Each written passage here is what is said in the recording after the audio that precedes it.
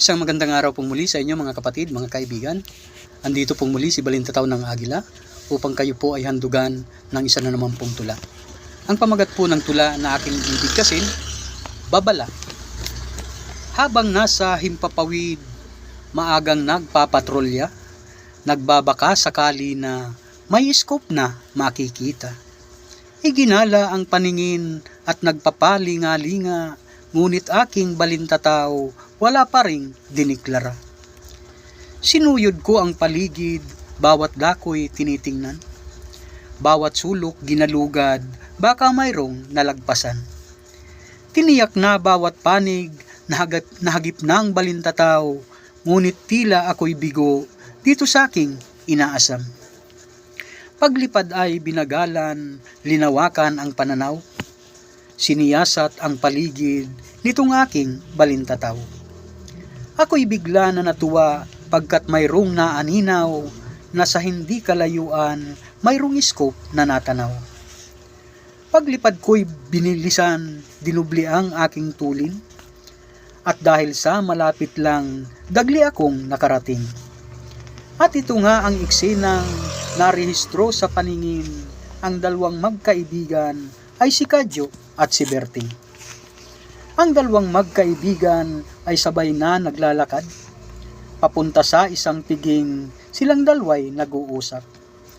Ako na may sumusunod sa mabagal kong paglipad upang aking mapakinggan ang kanilang pag-uusap. At dito ko sisimulan na sa inyo ay ihayag kung ano ang naging takbo ng kanilang pag-uusap. Hito na at pakinggan nyo at akin ang ilalahad.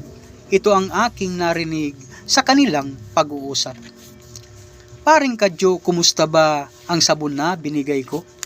Di ba't ito ay mahusay at talagang epektibo?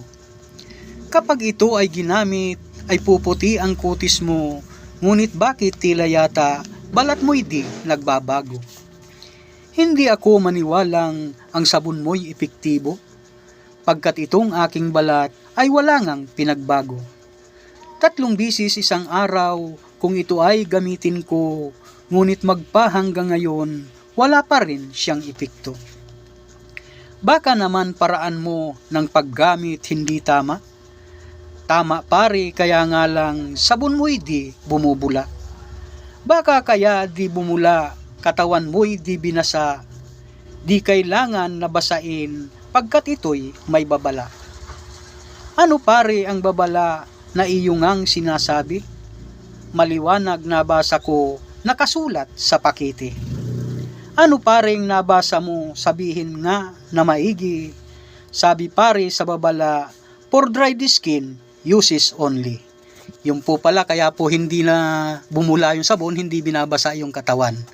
Dahil dun sa babala na ang sabon na yun ay para sa dried skin uses only. Salamat po!